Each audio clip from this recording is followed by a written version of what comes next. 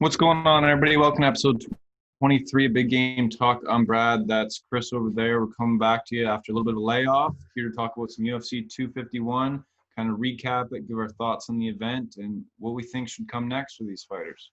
Yeah, it was a wild fight. Fight Island finally came. There was so much promise behind this card.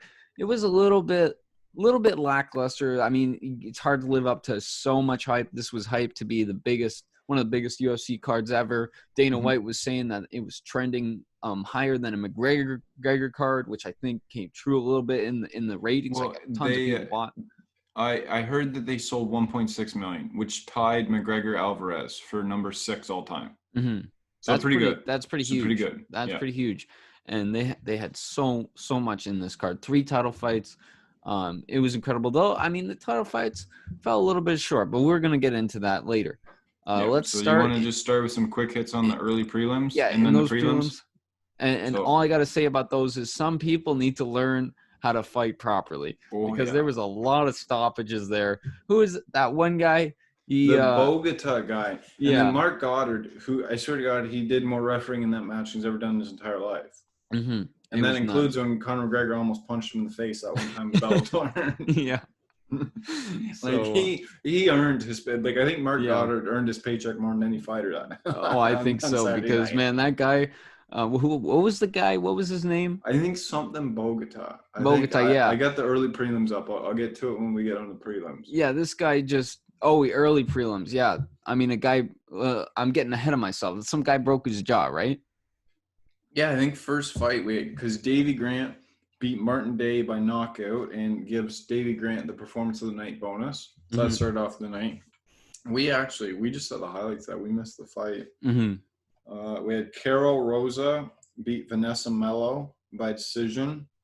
We had Raleen Paviva beat Zalas Zumagulov by decision. Excellent, Brad. Yeah. You're Mr. Worldwide over here with the pronunciations. Marcin Tybura beat Maxim Grishin by decision. So a lot of decisions to start the night. There was kind of made for a long night. Yeah, it did. Quite honest.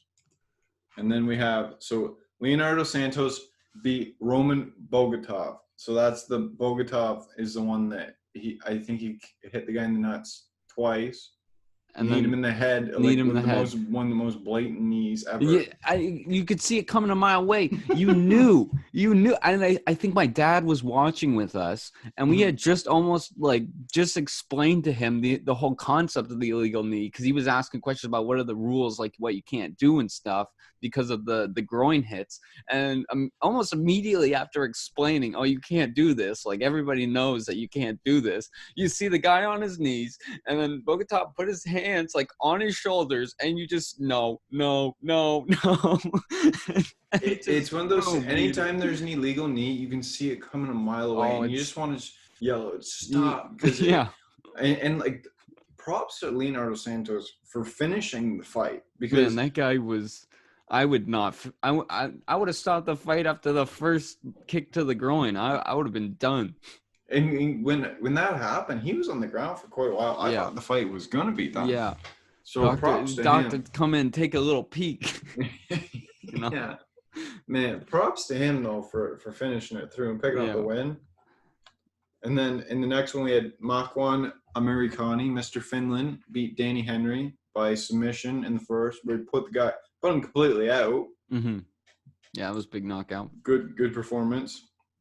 We had Muslim Salikov beat Alicio Dos Santos by decision. Very questionable decision here. I thought Dos Santos clearly won, but what are you gonna do? It was this kind of the story of the night. It's always the story of the night, you know. Yeah, it's like we've said before. The judging is just horrible in the UFC right now. There really needs to be something. All of MMA really, but just UFC is the most prominent, so that's what gets shown. So it needs to be addressed.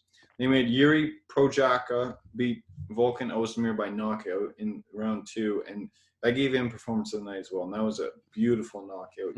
This kid could be a star. Yeah, it's a pretty big name too. Knockout. Yeah, Ozdemir, ever since he had that title shot, just kind of went straight down with his stock. He's kind of just a middle of the row fighter now. Yeah, it's sad to see, you know. You got guys going up, guys going down, and that's the UFC, you know. Yeah, nature of the business. Mm-hmm. And we have Amanda Ribas beat Paige Van Zandt in the first Oh, Brad's fight of the cutting main out. card. And Paige Van Zandt, who probably her last fight in the UFC.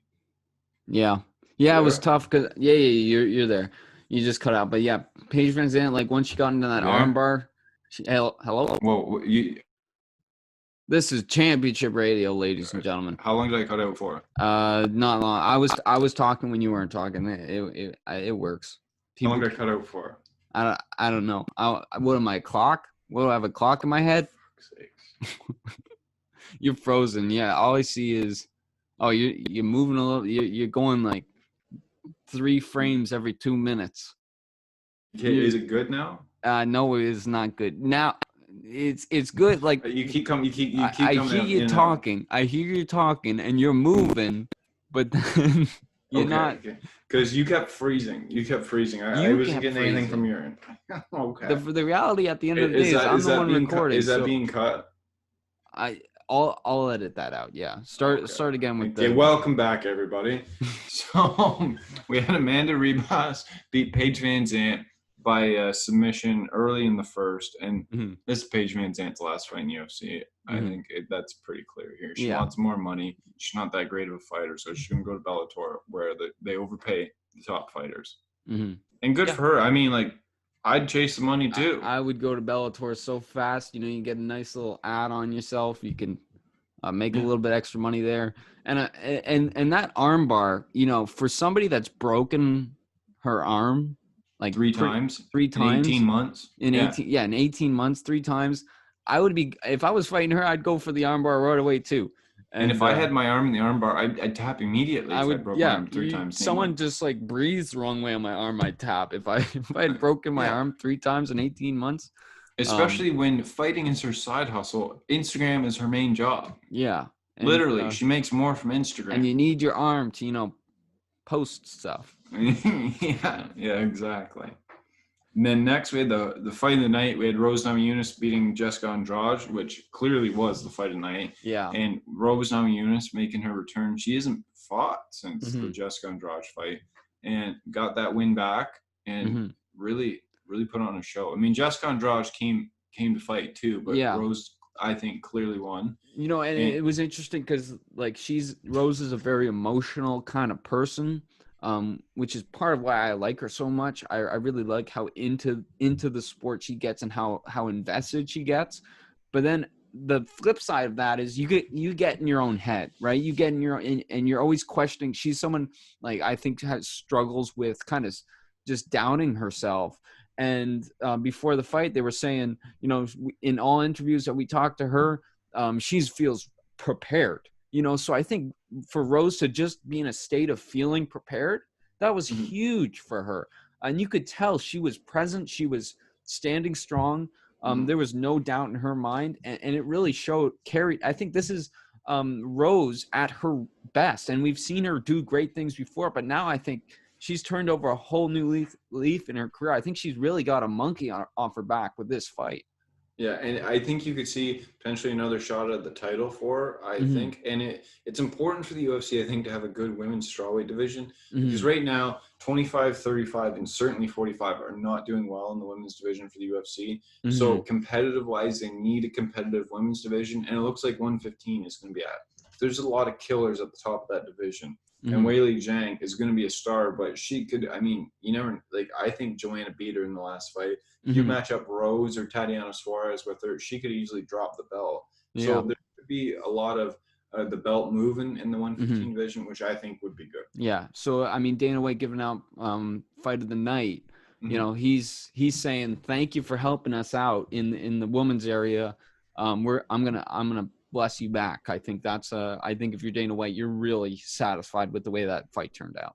And it's interesting that on a night where there was 3 title fights, none of them got performance bonuses, which kind of tells you how the title fights went. It's not to say they were bad. Yeah, no, but it's not they weren't great. You know, and especially because in the back of my head, I was thinking about Hooker Poirier. Because that was such a fantastic fight. That was like a candidate. I don't think it gets there, but it's in the conversation for fight of the year. I think Joanna Whaley is still the top, but it was pretty damn close. That they were throwing down. It was an exciting fight. Both guys really wanted it. And that fight was just in the back of my mind all week leading up to this card. Thinking, man, 3 title fights, we're going to have another one like that in there. And I think that's my expectations were so high that it was hard to meet those expectations. And then we got 3 solid, well-fought matches, but they just didn't live up to that fireworks level that the UFC has been putting out recently. Fair enough, yeah. And then we can start with the first title fight. Peter Yan beat Jose Aldo by knockout in the 5th round, or by TKO, sorry.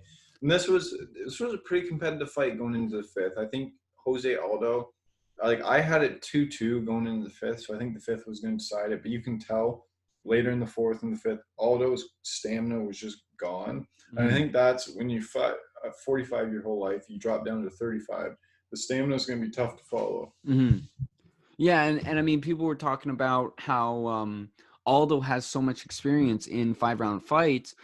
He was going to have the edge coming to those championship rounds, but Jan is the younger man, and he had the extra stamina.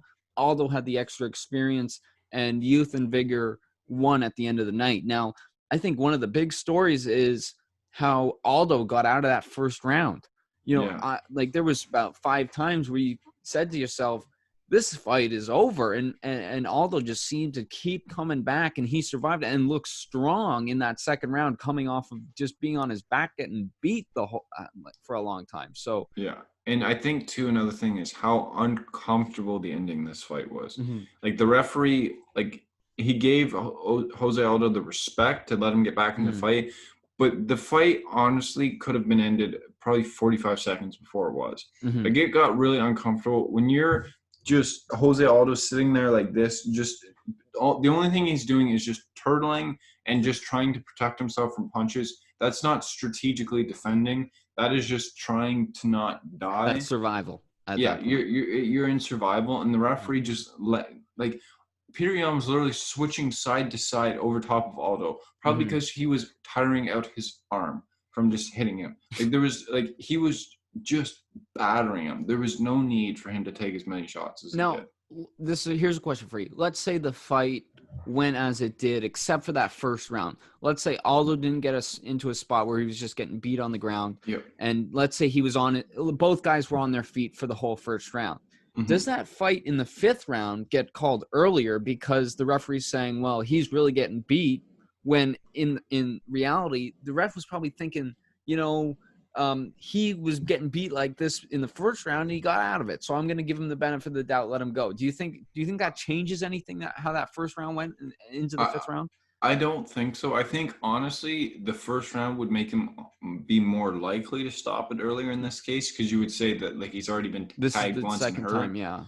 So I think it came down to it's Jose Aldo, the pedigree Hall of Fame career that he's had. You got to give him the benefit of the doubt. But at some point, the referee, you got to do your job and get in there and protect the fighter from himself. Sometimes, literally, Aldo staying conscious here was just being too tough for his own good. Because it was uncomfortable to watch. Yeah. And do you think the other conversation you can have about this too is where was his corner too to throw? I wonder what the mentality is in Aldo's camp towards throwing in the towel, because if that's if the ref's tough to throw it in the middle of the round. I can if he gets if that happens in the 4th and he gets to a stool, then there's a conversation. But in the middle of the round, that's tough for a corner to do it, because you'd be so focused on trying to get strategy to get him out. Yeah. But props Peter Yan, absolute stud. Yeah. Who is really the future. Now you got to line up Sterling and Yan. That's the title fight. Sterling's still to me the uncrowned champ, because I think Sterling Sandhagen should have been the title fight. But Peter Yan put on a show here, showed why he should be the champion. Beating a legend in Aldo, you can't take that away from him. So it's going to be that Sterling Yan, to me, I think that can headline a pay-per-view. I think it could. I think they're going to be stars, and I think the bantamweight division will flourish without Cejudo. You're going to have active fighters. You're going to have competitive fights. My question to you is, what do you do with Aldo now? Because like he was competitive in both his bantamweight fights, but he's 0-2 now. What do you do with him? That's a tough one because I mean I've been kind of the opinion that Aldo is really, really, really over the hill at this point. I was shocked that he got this fight at all. He got this title chance at all. I was even shocked that he did so well in this fight. I've been ragging on Aldo for a while now. I think if you're Aldo, I was really expecting him to retire. I was expecting him to have. I mean, they don't do the in-octagon microphones, but if he said, give me a headset after this interview, he would have a headset. This is Jose Aldo. And what a better time to retire. You know, I know you're not retiring on top. You're not retiring because this is the last title shot. Unless he goes on a like odds defying run here, this is probably the last time we're going to see Jose Aldo in a title fight. And unless this guy is really out of money, which I don't think is the case, what's the point now? What's the only point? Thing you can go back to, he's still young-ish. He's like, he's I think early to mid 30s. But it is tough to see because once you've reached the top, you were on top for so long. It's hard to see them be kind of middle of the pack guys. And then there's also the element of, do you stay at 35 or do you go back to 45? Because obviously you can make the weight and be competitive at 35, but how much is it killing your body to get there? Yeah. So I think if he's going to keep fighting, I'd like him to go back up to 45. That's probably fair. Now, this is wild. What if you gave him Holloway? I mean, this is way too bad. I said I don't know if you can give him, but Holloway lost, Aldo lost. What if you put those two together I mean, if anything, Holloway Aldo on a poster sells really well. The only issue, that's a trilogy fight though, and Holloway's already up 2-0. Oh yeah, that's right. I totally forgot they fought twice. Well, what about this? You say, blow it back up to lightweight. McGregor? Yeah, McGregor. McGregor. See, that would be huge too. And that's another. I mean, but the thing is that gets seen as another tune-up fight for Conor. Yeah, I guess too, because then you got because you were gonna be like a welterweight fighting a bantamweight. Yeah. So and it's also like a welterweight who's still somewhat in his prime against a bantamweight that is whose star is kind of fading. Yeah, that's tough. I don't know what he's doing unless you just hand him somebody near the bottom to just kind of to refresh him, get him a win. Like there's not much you can do with them. I mean, at this point in Aldo's career, you start using him to shoot guys up, kind of like with Jan here, where you use Aldo's name to get people to get a win over him to shoot their name up. Like take a Sandhagen who's coming off the Sterling loss, give him Aldo, and then I think Sandhagen probably beats him, and then it bumps him right back up to the top. That's fair. I think that's the best. I mean, if you're Aldo though, what do you really want at the end of it? Is it about the paycheck? Then do that. If it's about your name, get out while you still can. That's what I would say if I was Aldo. If I'm not hurting for money at this point, this was a huge monumental card, Fight Island, so many people watching. If you had retired, the world would have been all over you. You get kind of a boost because people then say, okay, he's retiring now. Let's look back at his career. So you're remembered for the huge career, and you get that taste of that fight off your mind. You fought hard. You showed a lot of diligence. You stayed in there. You stayed awake. You didn't tap. I think it's not going out on top, but it's going out in a very respectful. Yeah, in a respectful manner. Because if he starts going on a skid here, it won't be pretty. It can ruin his legacy. Yeah, it could ruin. Because think about the people that are just tuning into UFC for the first time. Now they're just going to remember him for he was just that bum that everybody used to say how great he was. There goes the poster. But if you retire, people are saying, no, man, like that. Yeah, he lost that fight, but he was a legend. He's one of the all-time greats. He's a Hall of Famer. Yada yada yada. You just at this point, I feel like you're just hurting your legacy.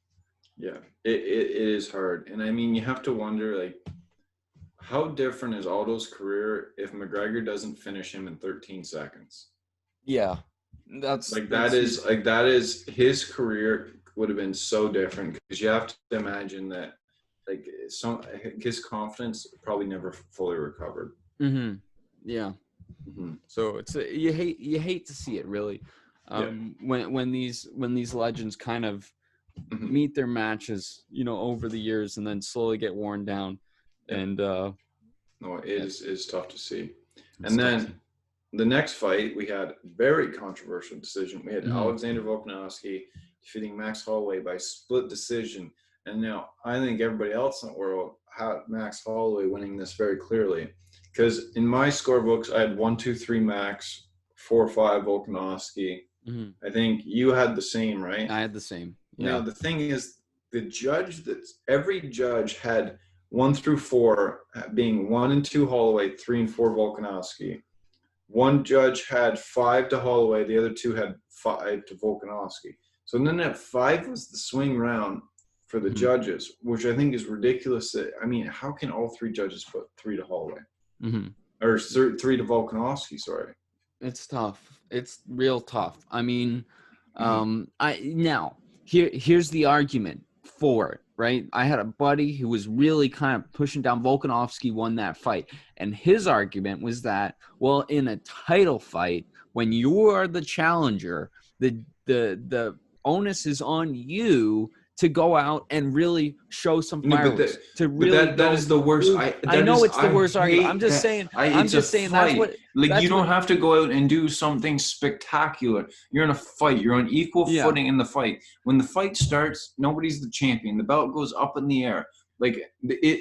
Whoever does the most. It doesn't matter if you're the challenger and you just do the slightest bit more. Yeah, you win the fight. That's the way it works. That's how it should be. But I mean, his argument was, well, the judges. That's what the judges have shown. That's the history. Like if you look back at Jones, Reyes fights like that, where I mean, Reyes didn't do enough when he's trying to take the belt, and that was in the minds of the judges then. So it's going to be in the minds of the judges now. And if the judges do it, then there's precedent for it, and that's what it should be. No, that is not correct. I'm talking to you, Seth. Yeah, and it can't be that way. And I think so here, dumb. like Ariel Helwani said, it's not a robbery because it's a 1-round swing. It's kind of hard to say it's robbery, but it is. The problem with this is if this was the first time they fought, you say run it back. But you can't run it back because it's 2-0. Because then if Max goes out and wins third, then you got to do it again because Volkanovski's still up 2-1. So at this point, Volkanovski's got to get somebody else, and Holloway's got to step back and be in a non-title fight for the first time in years. Yeah. Well, and here's the thing too. I mean, going into round 4, I was getting stars in my eyes thinking about because I thought, Holloway has 3 rounds in his belt.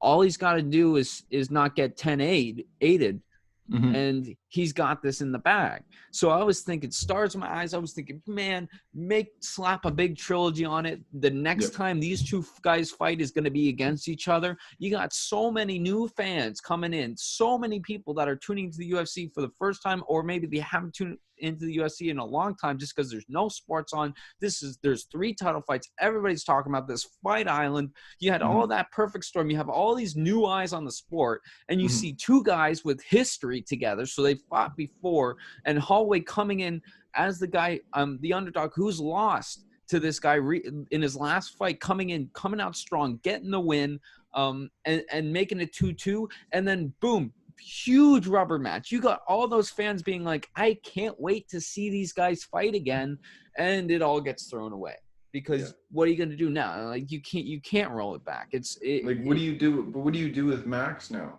Like who does he fight? Does he just like you gotta give him somebody in the top 5 still? It's let me pull up the rankings here. Like, what do you give him? Somebody like, I guess the winner of like Qatar, Dan Ige, they fight on Wednesday night. We're recording this Tuesday. Do you give him the winner of that fight? Stay relevant? That's pretty relevant. And also, I mean, I think that's a fight where Holloway's the favorite. I think by right now heavy. he fights anybody other than Volkanovski. Yeah, he's going to be a heavy favorite. Give him a chance to win, improve, get back on the horse, and then work back to. But when do you give him? Because if Volkanovski goes on a run now, how do you give Holloway a title shot if he's earned it? Like, he's beaten guys and he's earned it. Volkanovski's going to drop it for Holloway to get a title shot. I think, though, the featherweight division is stacked enough. I don't think that's like next year at this time. If Volkanovski's fought 3 times, I don't think he has the title anymore. Mm-hmm. Like, because you put Zabit. I'm not even gonna try saying his last name, but you know what I'm talking about, Zabit, right? Yeah. You put him in a title shot, he's taking the title. You put either Chan Sung Jung or Ortega, whoever wins that fight, in a title shot, like, they got a really good chance. You put Yair Rodriguez, Calvin Kattar, like, there's some studs at featherweight. Like, Volkanovski's gonna run the table. I mean, you get Ortega to win the belt, and then have Holloway Ortega roll that through again. Oh, that'd be sick. Be great. Especially because, like, for us too, being like that was our first main event that we ever saw. These guys up there. Yeah, right. Yeah. So that's a special fight. I'd love to see that run it back. Now, just they came back to Toronto, we get to see it again. Whew. 10th Island, baby. 10th Island. Let's go. I'd be hyped. But we cheering for Ortega. I really like Ortega too. But Holloway's always gonna have a soft spot. Yeah, I think both those guys are real special to us. But Volkanovski, I almost feel bad for Volkanovski because he's in a tough spot here. Because even though he defended, nobody's gonna look at him as the champ. He's kind of always still the uncrowned champ because people are gonna say that he was robbed here, kind of, which is unfair. And for Volkanovski, he's kind of like, I mean, as much as you want to go celebrate your win, everybody's saying that he didn't actually win. So his next fight's really important to kind of win to prove his spot. But who do you give him? I think it's just Zabit. I think Zabit is the best. I think he's the best candidate. I think he's the most likely to take the belt. And if you're trying to make a good title fight, you got to pick the guy who's most likely to take the belt. And if you're Volkanovski, you want to take that fight because it's the perfect opportunity to say, I am the champion. You know, I think the only other option would be the winner of Korean Zombie and Ortega. Yeah. And when is that fight supposed to be? It hasn't been scheduled yet, but because it was supposed to be, I think, in the fall last year, and then it got canceled, and then Ortega slapped his manager I think in December. So now it should be, like, I mean, with coronavirus, it's been probably so difficult to get out of Korea for Korean Zombie. Yeah. So I think it should be happening somewhat soon. And I mean, Volkanovski too, like, he's probably going to want to take some time off. Yeah. So it depends on how fast Volkanovski wants to get back in the ring. Yeah. I think that's the biggest factor. Yeah. It's interesting because Holloway, did you see the shirts he's selling? No, I didn't. The next day he drops like a huge line of shirts, sweatshirts, say it is what it is. I think he really is a good guy. He's a good guy, you know, and that's the best mentality to have, and a great way to capitalize, you know. Yeah. Would you want to see him move up to lightweight now? It's tough because as enticing as the fights to make at 155 are, at the same time, it's such a crowded division as it is. You got to let it breathe a little bit. You know, my thing is, like, for Holloway moving to lightweight, I think he's got to do it at some point. Yeah. So I think now would just be the best opportunity because he looks so good, so it's hard to say. Yeah. My thing is, you got to go back to, remember UFC 223 when Iaquinta fought Khabib, right? Yeah. It was Holloway stepped up late notice to take that fight at lightweight, and he started cutting to 55 out of camp. And the doctors forced him to stop because he was going to be unsafe to make the weight. And that's 55. And he's been fighting at 45. Yeah. So he's obviously, like, he's got the strategy down pat in camp. But when you're not able to make, like, 55, something 10 pounds heavier on kind of short notice, it's not a good sign. No. Yeah. And really, I was shocked at how good he looked last Saturday. Because I was saying, like, when kind of mulling over who my pick would be for that fight, I was kind of leaning Volkanovski because of the fact that Holloway just has so much trouble with the weight cut. And I was super afraid. I felt like this is his last fight at 145. I think it's going to be his last because he's going to have a rough time. He's not going to look good. His head's not going to be fully there because he's so dehydrated. And he still looked really good. So, you know, Yeah, I and there think was worry for the weight cut because you're right, because of Abu Dhabi and shit too, with and all Abu the Dhabi, travel. that's right. It's tough with the travel. You know, if you're used to cutting with a sauna, there's no saunas apparently.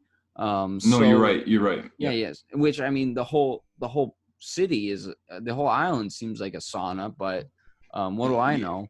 But it's not as like what you would want. You don't want to sit out in the sun because that's like it's different. Like I guess that's they have the process that they go by, and it's so scientific for them. So yeah, so there was a lot of questions with Holloway, and he really looked good. But I wonder, you know, how long can he do this for? And I think at that point you got to just go up to 155, and when you do that, you got to say, okay, I was the king of 145 for such a long time. Now I'm going to have to humble myself a little bit and say, okay, I'm going into Khabib's house. I'm going into Connor's house. I'm going into Cowboy's house. I'm going to go into Poirier's house, Gaethje's house, Ferguson's house. And I have to pay my dues if I want to get to the top of that division. And I wonder where Holloway's head is at going into that. And he's such a humble guy.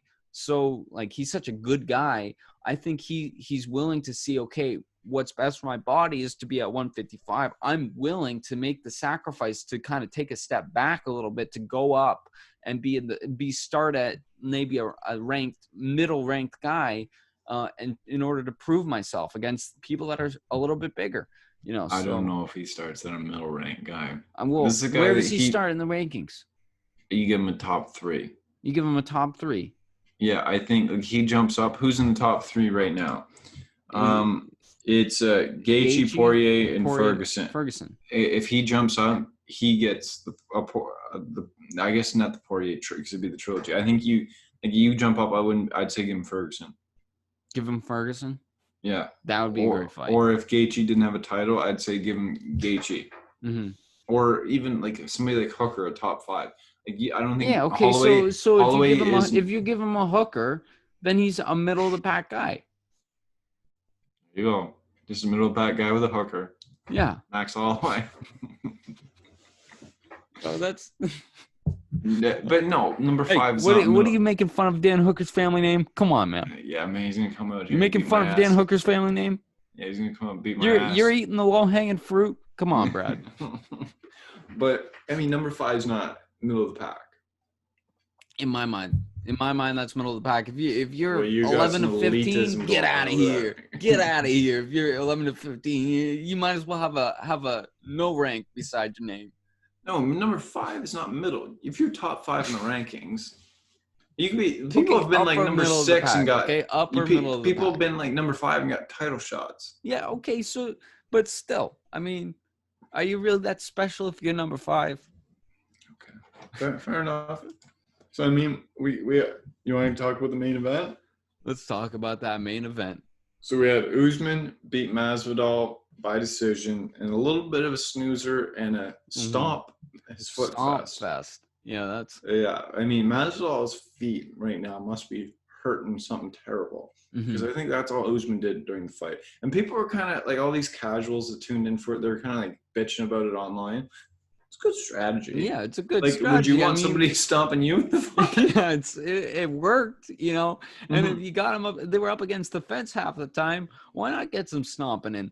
And now a question about that fight for you. And I was thinking about this through the night, but like in the back of my head, I was thinking, okay, so now like we've been using the UFC Apex smaller octagon. Now we're back to the full size octagon, and I was thinking, you know, does this produce a better or worse fight? And I think about like and I'm gonna go back to it because it was such a great fight. The Poirier Hooker.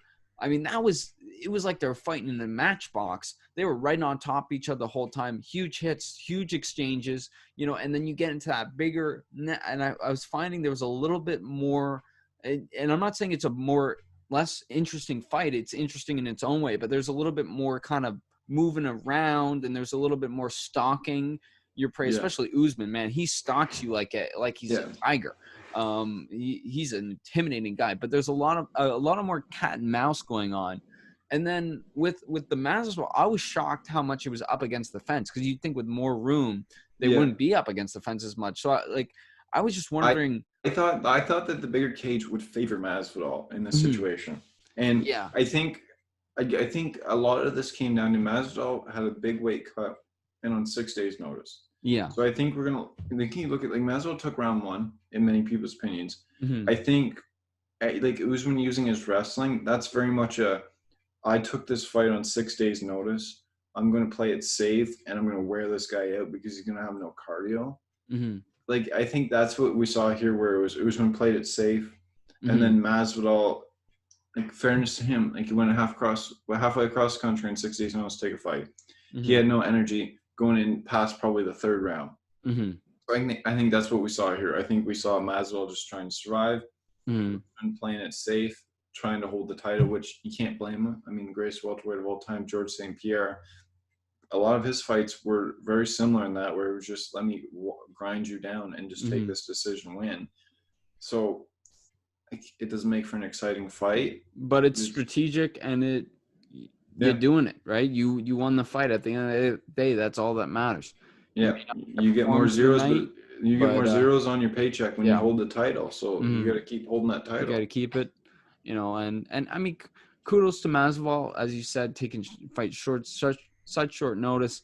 It really shows he's game bred. He's game bred and ready. It's a big shame though, because think about the storylines if he had won. The paths you can go down. On a night or a day where Masvidal's announced on the cover of UFC 4, which looks like poo-poo. If you ask me, that it looks disgusting. The graphics, but me and Chris cracked the code about why they had to do it that way. No, don't give me any credit. It was all you, Brad. You had a fantastic assessment.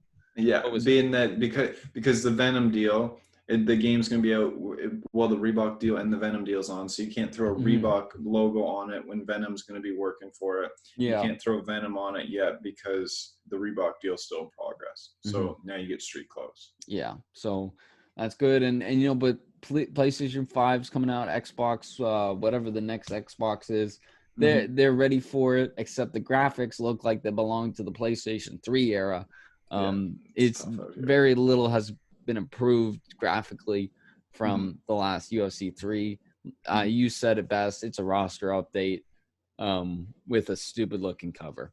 So it's a big shame. It's a big shame with a cover on a guy that the day it was announced lost pretty embarrassingly. But I mean, I think his stock still went up though. His stock definitely still goes up, and he's a huge name. And I'm thinking, who do you match him up against next? McGregor. I don't know. I mean, that's a perfect world. Yes. I think at this point you got to say, okay, is it bigger for Conor to go after Khabib, where he's probably going to lose again, or do you get him an equal challenge, but a challenge against a striker? And I think you give him Masvidal. I think that's a huge fight. That sells like crazy. If McGregor wins, you have McGregor winning against a true welterweight, which is huge for McGregor. You can do anything you want with McGregor after that. If Masvidal wins, you just made perhaps your next Conor McGregor. I like that. I do like it. The only issue is, unless you put the BMF belt up, nothing is on the line for it. That's easy. That's an easy BMF.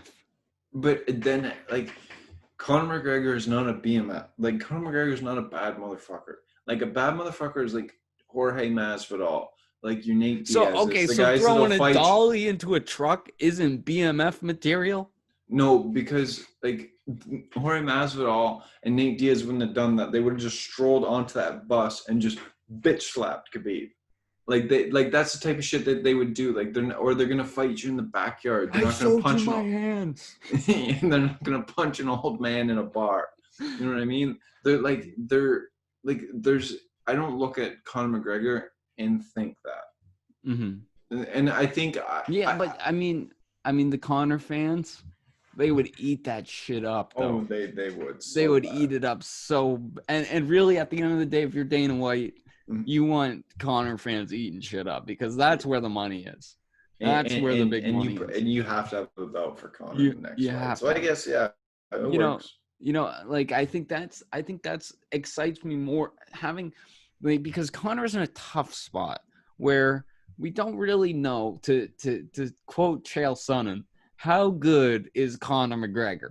We really don't know anymore how good he is because, I mean, he lost to Khabib pretty embarrassingly, but that was after a huge hiatus where he went off and fought Floyd Mayweather, which, I mean, you can't calibrate how good he is during that because he's going up against an undefeated boxer as someone who's never boxed professionally in his life, right? So, you got all this stuff, and then the Cowboy fight was just so quick, that it was hard to really, I mean, kudos, all respect to Conor for winning that fight so handily and so stylishly. But at the same time, it wasn't a true test of, temperature checks. Okay, how good is Conor McGregor right now?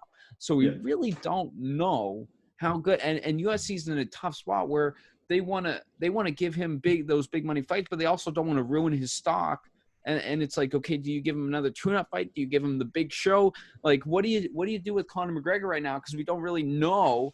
And at the same time, you have guys like Justin Gaethje who are now putting them in a position to go for the title shot in the lightweight division. So what do you do with Conor McGregor? I think Masvidal, and then you put a belt, albeit a kind of gimmicky belt, on the line. I think it sells really well. I like that idea. I think that's best case scenario. I think if that doesn't happen, which, I mean, with Conor, I think it's unlikely to happen given just how, like, that situation. But that is, I agree, best case scenario. I think what the UFC would like. I think your backup plan right now is you have Usman face Burns because that's what should have happened. That's the first deserved. face Burns owes it. And then you have Masvidal face Leon Edwards. You put an end to that drama there with the 3-piece and a soda. You kind of save Edwards because Edwards was supposed to have the Woodley fight that Burns came in and took. Edwards was offered this title fight before Burns, and he just couldn't get out of the country. So, and Edwards deserves this shot, probably more than Burns, in all honesty. But the only fight he's going to want, probably just as much as the title fight, is Masvidal, because he's going to want the revenge. And so you get the Burns and Usman, you get Masvidal and Edwards, and then the winners of those two fight. Because if Edwards beats Masvidal, he even more deserves a title shot again. Yeah. But if Masvidal beats Edwards, I mean, you're going to be like, he's still at the top, and you give him a fight on full camp. Yeah, on a full camp. I'd love to see what he does. I think that's the smart play if you want to keep things in-house. You want to keep things there. Also, I mean, you can throw Nate Diaz into this conversation when you have 100%. You could throw Nate Diaz into this conversation if you're talking about Masvidal and Conor McGregor. Those three, however way you shake it, you could have all those guys kind of doing the carousel fighting each other and see how that shakes out too. I mean, there's plenty of options. Those three could fight each other every week, and I would tune in. I would pay pay-per-view money every single week if they fought each other. And the thing is too, I mean, the genius of it all is Dana White has created a belt just for these three guys, basically. Because they're the only ones that are going to be able to fight for it, really. Yeah, the only guys, and it's like you got this cycle going. So cause think about a Diaz McGregor 3 with a BMF on the line. But Masvidal would have to drop it before Masvidal would have to lose it first. But think I honestly, about I think McGregor Diaz, the trilogy, and literally you can make the belt kind of like with the belt that they made for where it was McGregor Mayweather, where the belt was literally just for the two of them. If you make have a McGregor Diaz fight and the belt is literally just like the McGregor Diaz belt, call it something nice, and then it's just for the winner of that trilogy. I would buy that belt. Yeah. Dude, like I don't even own any other belts. Like I would buy that belt. You will, Mr. Don't own any of the belt, like, or yeah. Well, UFC belts. I meant. Yeah, this is the United States Championship. Yeah, this is okay. This is actually I don't want to just roast you on air, but I was gonna get into the story of why you have that belt, but go ahead. Okay, so Actually, no, Yeah, no, cut that. Yeah, cut that. It's a long story, and Brad doesn't look good, but it looks nice on the wall. Yeah, exactly. It's a good prop. Yeah, it's a good prop. But yeah, no, I would 100% buy that. But imagine like, and they could do some cool designs for that. Yeah, you could do some real cool stuff for that. And just, I mean, now I'm just getting, and this is the Conor McGregor effect. Once again, you didn't even have to tweet at the end of this card, and we're still talking about him. Everything circles back. Everything and back. Technically, right now he's retired. So he's retired. See, I was expecting him to say, "I'm officially out of retired, and I want to fight literally everybody that just fought a title, like won the belt. He could fight any of these guys, really." Yeah, McGregor could pick anybody he wants on the roster to fight, and the UFC would do it. Yeah, so I mean, but he had some restraint this time with his tweets, and I think until Sunday afternoon, I don't know if you saw, he told Nate Diaz to shut the fuck up or something. Oh, okay, yeah, that's just usual. That's not even that's just that doesn't even get across the board. I think, just like, and the thing is, you couldn't call out Khabib right now. I mean, because unfortunately, Khabib's dad passed away of COVID. Yes. Very sad. Yes. It's a real shame for Khabib. I mean, his dad was such a huge part of his camp. But if you don't think McGregor's got a timer for like 2 weeks afterwards where it's socially acceptable to chirp him again. Yeah, dude, he's like, Coach Kavanaugh stepped in and was like, McGregor, please, like, yeah. Like, and probably the sponsors threatened him with an end to his life. Yeah.